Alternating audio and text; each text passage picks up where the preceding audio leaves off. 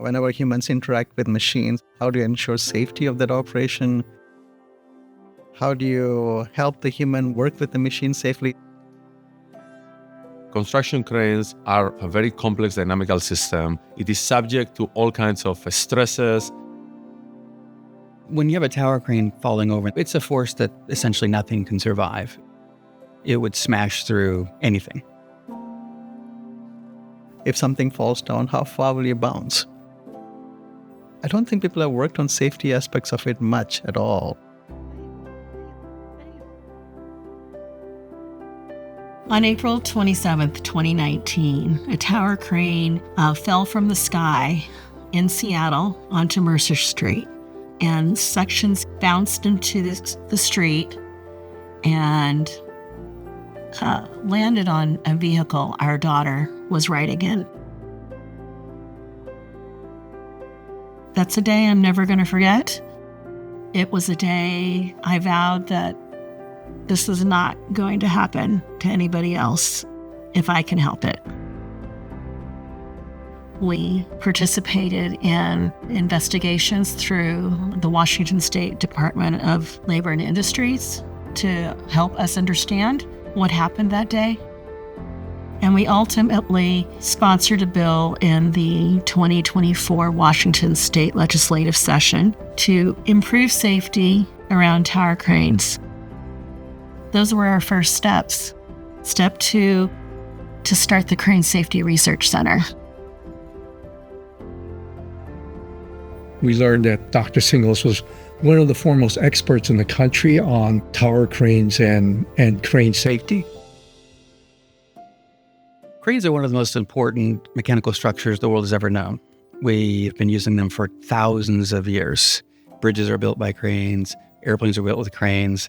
So they form the fundamental backbone of our society. And so we need to understand them. And so there's a real need to do research on how those forces change as you get taller and taller and taller, and you reach out further and further and further, and you pick up heavier and heavier loads. So that's part of my directive, is to understand the difficulties and challenges and safety problems of cranes, and then pass that knowledge along to whoever will listen, but primarily students and engineers. This particular accident really grabs your heart and grabs your interest.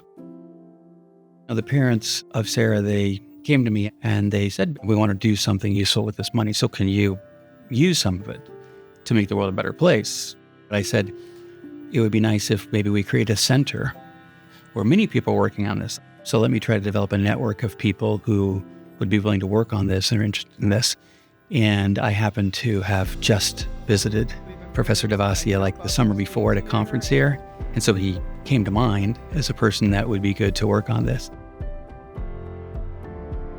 So this will be in collaboration with the Georgia Tech group that we've been working with. We'll try to improve crane safety. That's our bigger overall. The times when students are most interested in doing, where they go beyond what you ask them to do, is when it's something to do with human beings. So when I was offering potential projects for them, I mentioned this accident that happened and said, okay, there's a number of crane accidents that happen inside Washington State. So certainly that involvement and the personal experience is what made it interesting for the students to choose that project. And they looked at different crane accidents that happened in Washington State, and they came up with their own ideas on how to solve it.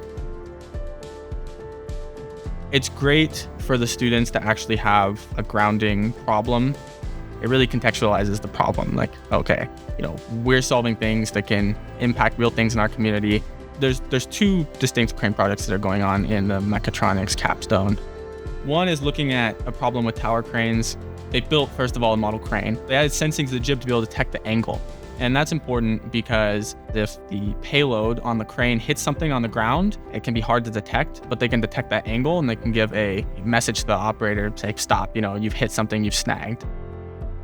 And then the tower crane, there is a problem of potential tipping. The system that they're building does is they have sensing on board the crane, and they can give a feedback to the operator to say, we predict that the crane's gonna tip at this angle before it happens, and so then that can help improve safety.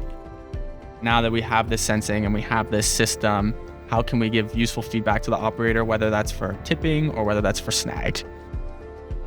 Having sensors that can measure reliably and then inform the iron worker or the crane operator will make a big difference, I think.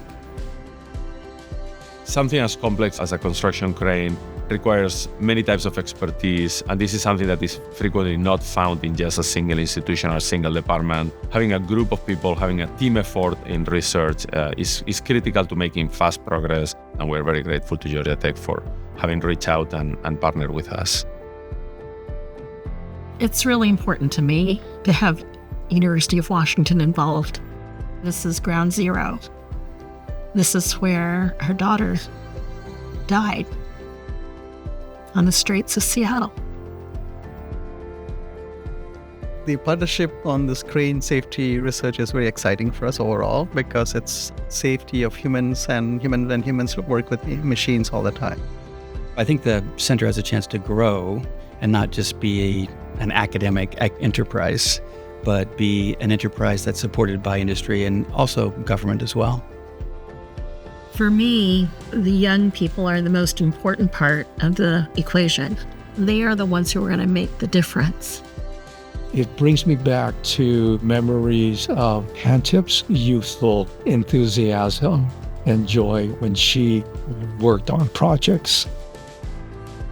There are solutions to these problems. The students, we have the skills to add sensors, to add this feedback to the user, and this stuff could potentially avoid these accidents and these tragedies.